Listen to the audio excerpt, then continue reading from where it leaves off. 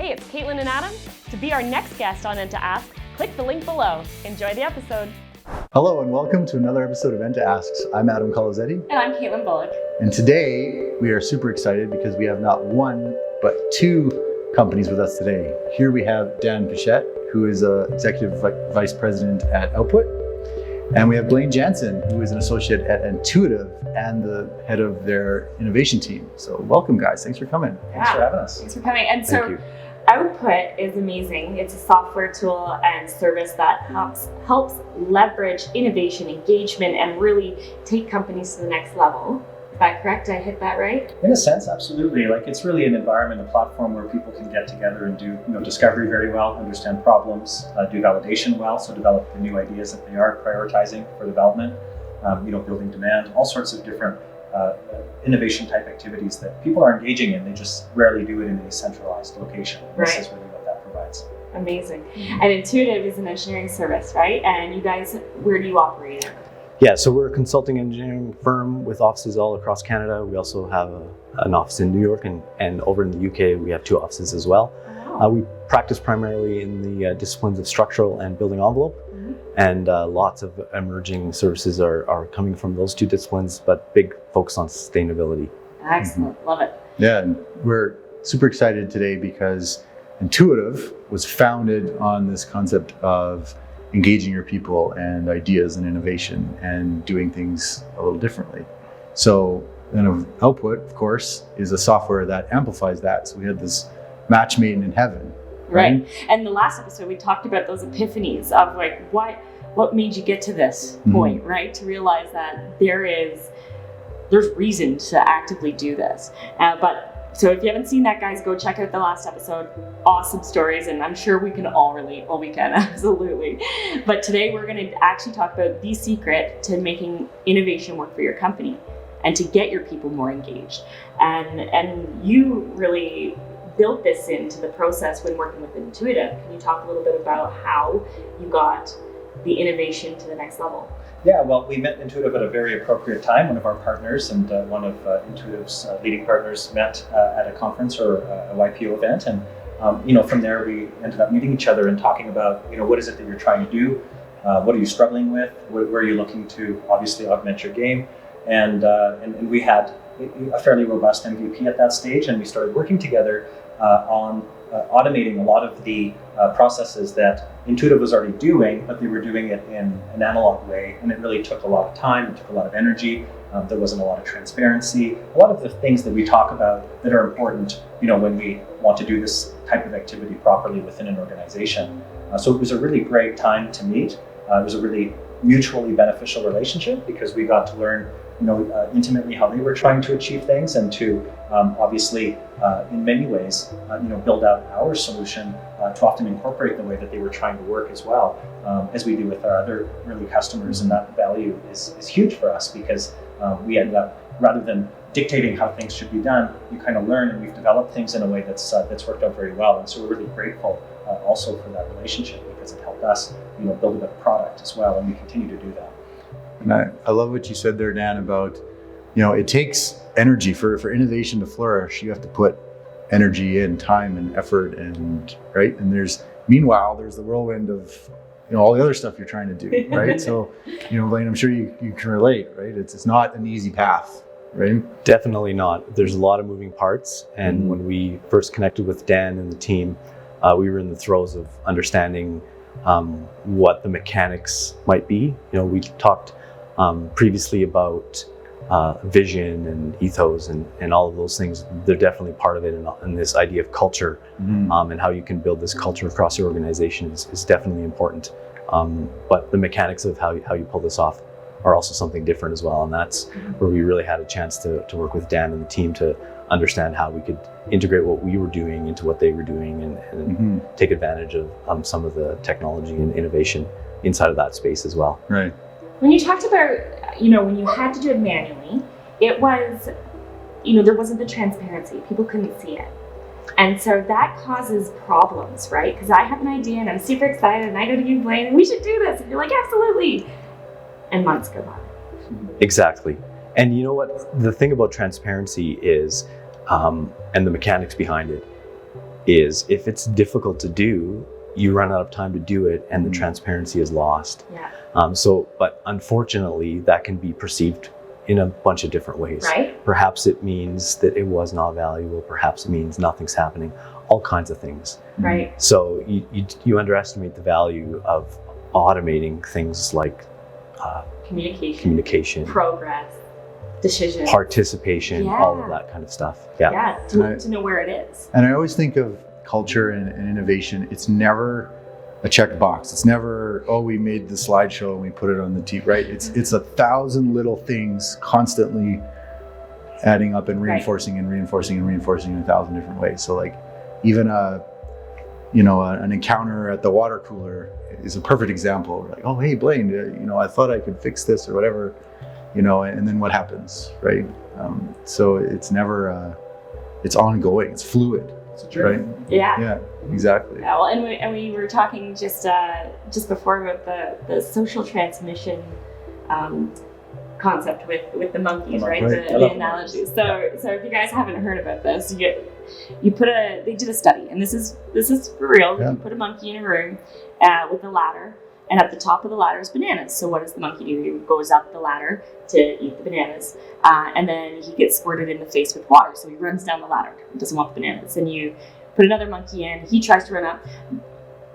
Gets squirted in the face. Doesn't want the bananas. Third monkey, same thing. Fourth monkey, same. By the fifth monkey, okay, he comes in, and he might try to go up the ladder. They'll stop him from going up the ladder. Don't do that. It's not good. Okay. And if you take one step further, if you keep putting in monkeys, they will stop them from going up the ladder, and you eventually swap out all the monkeys that were squirted, and now you have nothing but monkeys that have never ever been squirted. They will still not go up the ladder, and they will stop everyone from going up.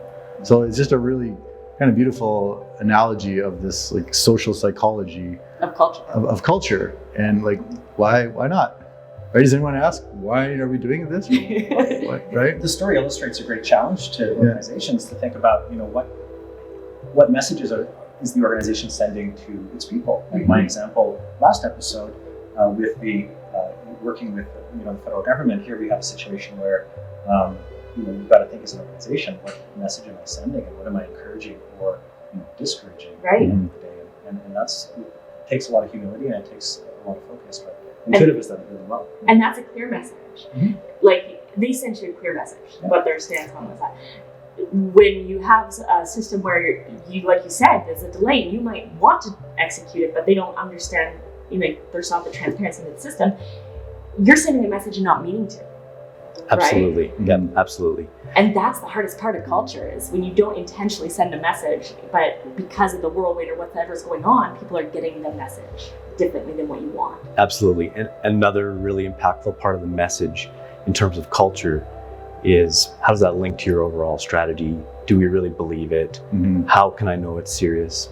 And so when we started asking ourselves that question at Intuitive, within the innovation lens, it led us down this idea of the firm-wide ideas challenge, kind of in the sense of Dragon's Den or Shark Tank, which did a few things. It obviously gave us a path to participation for our staff, which was great. But maybe more importantly, it opened up this opportunity to present to the wider team that at the highest level, our board of directors were very interested in the culture side of innovation. And they put a lot of that worth behind how we executed that event with great success.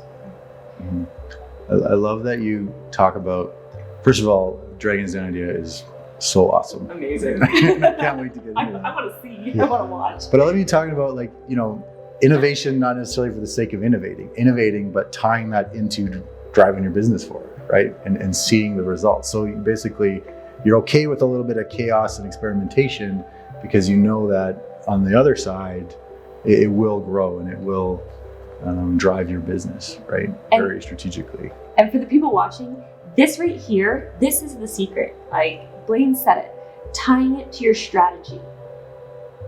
It has got to be throughout everything, from the top to every level. Everybody understands that we're innovating and it's moving us forward, and everybody contributes to that. And that comes in within the whole engagement, right? Everybody gets excited because they're moving the whole company forward strategically. And I don't know how many times I've said it, it's not continuous improvement, it's strategic improvement. And I love that you tied it right up to the board. Absolutely. That's power. And it's interesting that you touch on tying it to the strategy. You know, our strategy initially was innovation was important. And, you know, there's a lot more to that, and there's bits and pieces of being successful in innovation. But this year we took a chance to take a step back and really be more strategic in how innovation can impact our broader business strategy. And so it's been really exciting work, and we're currently, re-looking at how we're able to communicate some of the broader goals with the team with the same goal that you mentioned, and how we can move everyone along with us in delivering value ultimately to our clients at the end of the day. And I love that. And it was your output system that allowed you guys to really be strategic around innovating. Absolutely. Right? Yeah. Not just like, okay, we're going to try to run this process and, document it, but like, okay, now we can lift our heads up from the actual process of innovating and be more strategic on how we innovate. That's exactly right. Yeah. You're innovating the innovative process. It's amazing. It's true, because it's a journey at the end of the day. You've got to get started. It's not as though you're going to have success immediately. Relationships take time, and I believe a culture of innovation is a relationship between the organization and their employees. And so those messages that you're sending, those things that you're doing are certainly going to have an impact over time. And if you're saying one thing and behaving a different way, just like any spousal relationship, that's not going to go very well. And so that's really what you need to think about. And when you have strategies in place to not only give people permission to participate, but then empowering them to actually move forward, getting that direct line to the top of the organization with what they do with the board of directors involvement in watching the finalist pitches and frankly picking the winners, and all of that being done transparently for the entire organization to follow, because everything is documented, everything is accessible by everybody that's a participant in the system. It sends a very strong message, and it takes time. And I'm sure Blaine would attest that the competition that they do every year, and they do many other things that are super interesting as well. But the competition is better this year than it was the year before, and it'll probably be better next year, because you're also training your people how to add value and how to think about what they can do as an engineer or as a tech or some other role in the firm. What can they do to add value? And that's what they're doing. They're bringing their young creative minds, they're bringing their technology knowledge and other things, and they're really educating the board as to how can we think of adding value for this organization in the next period, right? That's it. And just like the monkey analogy, it's like slowly disseminating to everybody that this is, believe it, we're a culture of innovation here. You see it, you breathe it, you live it every day, and it's working. Like right from the strategy up. And can we talk next episode about the Dragon's Den? I really want to hear about one of these. Yeah, absolutely. Oh yeah. We'll think about it. Come on, I want to see. They have some really great success stories. Okay, all right. I'd love to share a few examples. Sweet. Oh, amazing. Certainly. So in the meantime, Dan, how can someone get a hold of Output if they're curious to learn more? Frankly, email me. I'd love to have a chat. My email is dan@output.co, or you can check out our website at output.co as well. And by all means, we'd love to have a conversation, learn about your business and how we could possibly help you achieve some of these activities or goals. Amazing. And how about you, Blaine? If you want to find out more about what Entuitive does as a firm, you can check us out at intuitive.ca. And if you want to connect with me personally, LinkedIn, that's the way these days. Excellent. All right, we'll see you next time. Oh, can I get a mic drop? That was so Epic. Join us next time on ENTA Asks.